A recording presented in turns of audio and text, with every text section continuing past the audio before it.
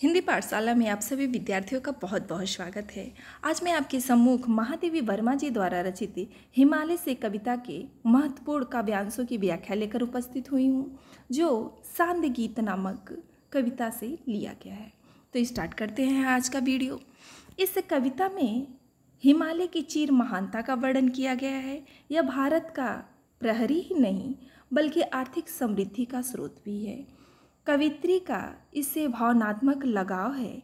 जीवन प्रेरक तत्व के रूप में हिमालय का संदेश अति महत्वपूर्ण है। हे चीर महान यह स्वर्ण रश्मि छू श्वेत भाल वर्षा जाति रंगीन हास।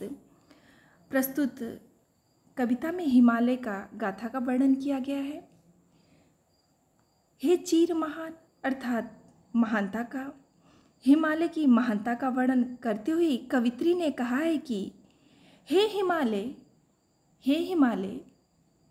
तू चिरकाल से, चीर महान अर्थात चिरकाल से अपने गौरव एवं महानता को बनाए हुए हो। स्पष्ट हो गया होगा। यह स्वर्ण रश्मि छू श्वेत भाल। पुनः आगे कहते हैं कि तुम्हारे श्वेत स्वर्ण रश्मि, श्वेत किरण, तुम्हारे श्वेत बर्फ से ढके हुए शिखरों पर जब सूर्य की सुनहरी रश्मि का क्या अर्थ होता है? किरण। जब सूर्य की सुनहरी या सुनहली किरणें पड़ती हैं तब लगता है कि जैसे चारों ओर तुम्हारी रंगीन हंसी बिखर गई है। श्वेतभाल अर्थात हिमालय के मस्तक पर। पुनः मैं इस पंक्ति को बता दे रही हूँ। कवित्री कहती हैं कि तुम्हारे श्वेत बर्फ से ढके हुए, श्वेतभाल अर्थात श्वेत बर्फ से ढके हुए भाल मस्तक पर, अथवा ये भी कह सकते हैं शिखरों पर, जब सूर्य की सुनहली किरणें पड़ती हैं तब लगता है कि जैसे चारों ओर तुम्हारी रंगीन हास अर्थात हंसी, रंगीन हंसी बिखर गई हो। बर्फ पर सुनहली किरणों के पड़ने से ऐसा मालूम पड़ता है। आगे पुनः कह रही हैं कि जैसे मानो जैसे इंद्रधनुष रंगों की पगड़ी बांध रखी हो। पुनः आगे कह रहे हैं सेली बनाती है इंद्रधनुष। सेली का क्या अर्थ होता है? सेली का तात्पर्य है पगड़ी। सेली अर्थात पगड़ी अभी बताया गया है। इंद्रधनुष अर्थात इंद्रधनुष। तो कवित्री कह रही हैं कि जैसे हिमालय ने अपने सिर पर इंद्रधनुष के रंगों की पगड़ी, सेली अर्थात पगड़ी, मैं यहाँ लिख दे रही हूँ पगड़ी। सेली का क्या अर्थ होता है? पगड़ी। इंद्रधनुष रंगों की पगड़ी बांध रखी हो। परिमल मल मल जाता बतास पर रागहीन तू हिम निधान। करें परिमल मलमल जाता बतास। बतास का क्या अर्थ होता है? बतास अर्थात वायु। परिमल सुगंध या सुगंधित वायु। बतास अर्थात वायु। कवित्री कहती हैं हिमालय की गाथा का वर्णन करते हुए कवित्री कह रहे हैं कि फूलों के संपर्क से सुगंधित बतास अर्थात वायु उसके शरीर पर मानो मलमल जाता चंदन का लेप कर जाती है, परंतु हिमालय इन सभी चीज़ों से निर्लिप्त है। हिम निधान रागहीन तू, पर रागहीन तू हिम निधान। करे परंतु हिमालय इन सभी चीज़ों से निर्लिप्त है। इन सभी वस्तुओं से उसे किसी प्रकार का अनुराग नहीं है। रागहीन अर्थात अनुराग से रहित है। इसीलिए वो क्या है? कवित्री कह रही है इसीलिए तू महान है। स्पष्ट हो गया होगा। यदि आप हमारे चैनल पर नए हैं तो चैनल को सब्सक्राइब कर लें, बेल आइकन को प्रेस कर लें ताकि जो भी वीडियो अपलोड करूं उसका नोटिफिकेशन आपको मिलता रहे। वीडियो अच्छा लगे तो लाइक करना मत भूलें, आपकी लाइक हमारी एनर्जी है। अरे नभ में गर्वित झुकता न शीस पर अंक लिए है दीन भार। एक कठिन शब्द भी क्लियर किया जाएगा। गर्वित अर्थात गर्व से उठा हुआ। अंक का अर्थ क्या है? गो। यहाँ अंक का अर्थ गो से है दीन भार। दीन क्षार है। क्षार का अर्थ है राख। क्षार का क्या अर्थ है? राख। मन गल जाता, मन नीचे ध्यान दीजिए, मन गल जाता नत विश्व देख, मन अर्थात हृदय दया से भर जाता है। विश्व संसार। तन सह लेता, तन का अर्थ शरीर से है, सह लेता है कुलिश भार। कुलिश का क्या अर्थ होता है? वज्र के समान भार को। अब इसकी व्याख्या पे विचार किया जाए। कवित्री ने इन पंक्तियों में हिमालय की कठोरता और कोमलता का वर्णन किया है। कवित्री ने इन पंक्तियों में हिमालय की एक तरफ कठोरता और दूसरी तरफ कोमलता का वर्णन किया है। अब हम व्याख्या पे विचार करेंगे। करे नभ में गर्वित झुकता न शीस। कवित्री का कथन है कि हे हिमालय, स्वाभिमान से गर्वित झुकता, नभ अर्थात आकाश में, हे हिमालय, स्वाभिमान से आकाश को छू लेने वाला तुम्हारा शीश अर्थात मस्तक किसी शक्ति के सम्मुख कभी नहीं झुकता। गर्वित झुकता न शीश तुम्हारा, हे हिमालय, स्वाभिमान से आकाश को छूने वाला तुम्हारा मस्तक किसी भी शक्ति के सम्मुख कभी नहीं झुकता है। पर अंक लिए है दीन छार, फिर भी तुम्हारा हृदय इतना उदार है कि तुम अपनी अंक अर्थात गोद, अंक का अर्थ गोद होगा, तुम अपनी गोद में तुच्छ धूल को, छार अर्थात राख या धूल, तुम अपनी गोद में तुच्छ धूल को भी धारण किए रहते हो, तुच्छ राख को भी धारण किए रहते हो। पुनः आगे करें, मन गल जाता न तो विश्व देख। आगे कह रही हैं कि संसार को अपने चरणों में झुका देकर तुम्हारा कोमल हृदय पिघल कर, करिए मन गल जाता न तो विश्व देख, विश्व अर्थात संसार को देख करके अपने चरणों में झुका देकर तुम्हारा कोमल हृदय क्या हो जाता है?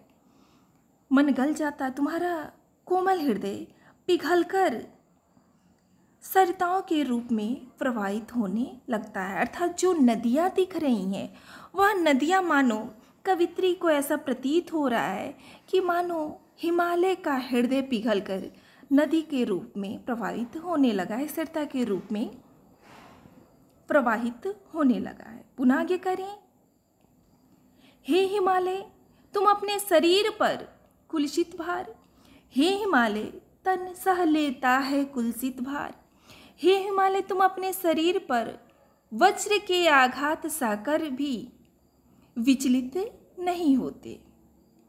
इस प्रकार कितने मृदु कितने कठिन प्राण, इस प्रकार तुम हृदय से कोमल और शरीर से कठोर हो।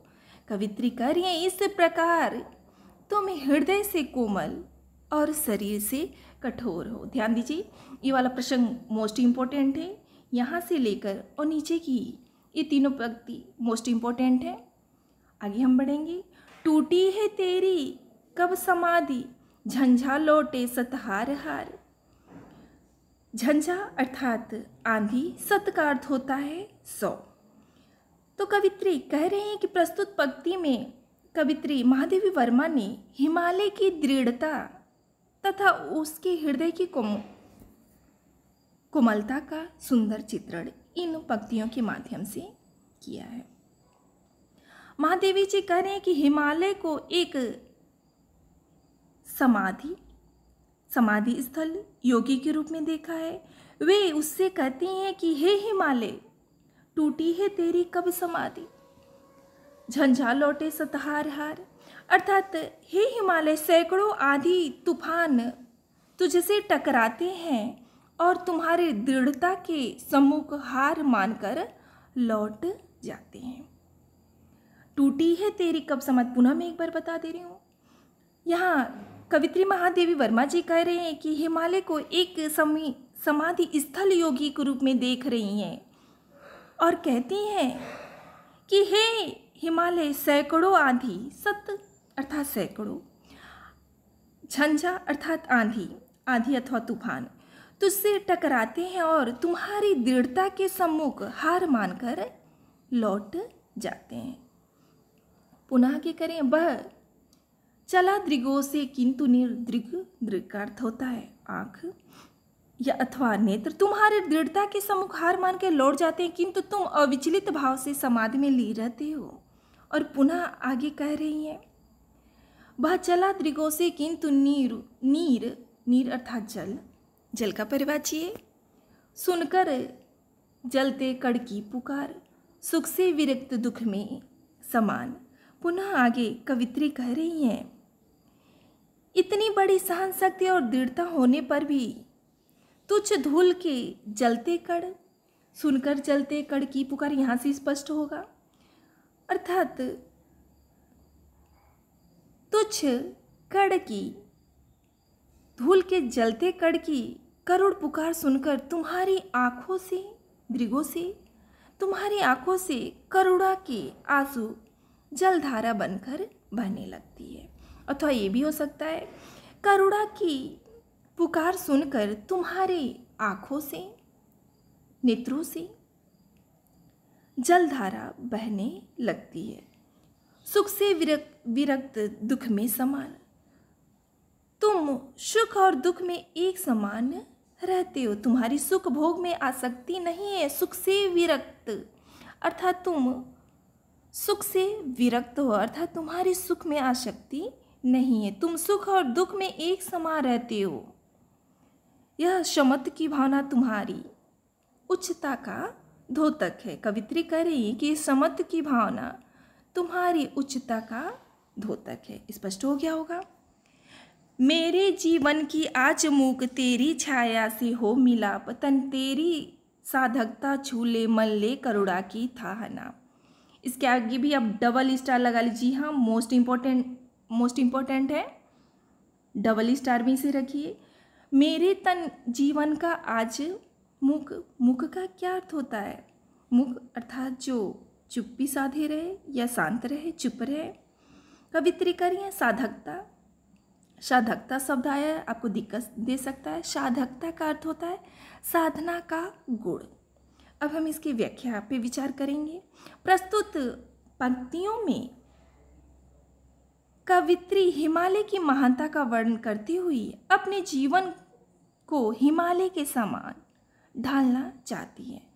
कवित्री अपने जीवन को हिमालय के समान ढालना चाहती है। आप प्रसंग में लिखेंगे कि इन पंक्तियों में कवित्री महादेवी वर्मा जी ने हिमालय की महानता का वर्णन करते हुए अपने जीवन को भी हिमालय के समान ढालना चाहती हैं। स्पष्ट हो गया होगा। अब व्याख्यांश पे विचार करें। मेरे जीवन का आज मुख, महादेवी जी अपने जीवन को हिमालय की छाया में मिला देना चाहती हैं। भावार्थ यह है कि वे हिमालय के सद्गुणों को अपने आचरण में उतारना चाहती हैं। मेरे जीवन का आज मुख, मैं बार बार इन पंक्ति को बता रही हूँ, इसका तात्पर्य क्या होगा? इसलिए वे हिमालय से कहते कि मेरे कामना है कि मेरा शरीर भी तुम्हारी तरह क्या हो, कठोर हो जाए, साधना शक्ति से परिपूर्ण हो, और मेरा हृदय भी आज मुख तुम्हारी तरह शांत हो जाए। तेरी छाया में, तेरी छाया से हो मिलाप, और मेरा मिलन भी तेरी उस छाया से हो जाए। अर्थात मेरे जीवन को हिमालय की छाया में मिला, अपने जीवन को हिमालय की छाया में कवित्री मिला देना चाहती हैं। तन तेरी साधकता छू ले, मन ले करुणा की था नाप। इसीलिए कह रहे हैं कि मेरी कामना है कि मेरी शरीर भी, तन अर्थात मेरी शरीर भी तुम्हारी उस साधकता, साधकता का क्या अर्थ होता है? साधना का गुण, उस साधना के गुण अर्थात तुम्हारी तरह कठोर साधना शक्ति से परिपूर्ण हो जाए। मन ले करुणा की था नाप, और मेरे हृदय में तुम्हारी जैसी करुणा का सार भर जाए। मन अर्थात हृदय तुम्हारी ही तरह, तुम्हारी ही जैसे करुणा की सार करे, करुणा की था अर्थात करुणा का सागर भर जाए। उर में पावस दृग में विहान पुनः अंत में कहती हैं उर अर्थात हृदय में। उर का क्या अर्थ होता है? हृदय में। हृदय तो कवित्री करती कि मेरे हृदय में तुम्हारे जैसी करुणा की पावस अर्थात बरसात के कारण सरसता बनी रहे। परंतु आगे पुनः कह रही हैं परंतु दृग में विहान। दृग अर्थात आँखों में ज्ञान की ज्योति जगमगाती रहे। विहान अर्थात प्रकाश। यहाँ विहान शब्द का अर्थ प्रातः काल से नहीं है। कवित्री का तात्पर्य, यहाँ विहान शब्द का तात्पर्य ज्ञान अथवा ज्योति से है। तो कवित्री कह रही हैं कि करुणा की बरसात के कारण मेरे हृदय में, उर में अर्थात मेरे हृदय में तुम्हारे जैसे करुणा की बरसात के कारण, पावश बरसात के कारण सरसता बनी रहे, किंतु दृग अर्थात आँखों में ज्ञान की ज्योति जगमगाती रहे। स्पष्ट हो गया होगा। प्रस्तुत पंक्ति कहाँ से ली गई है? तो संध्या, इनका काव्य संग्रह, संध्या काव्य संग्रह इनका संध्या नामक काव्य संग्रह से लिया गया है। अब ध्यान दीजिए, आप इसका संदर्भ कैसे लिखेंगे इसको भी बताते चल रहे हैं। लिखेंगे प्रस्तुत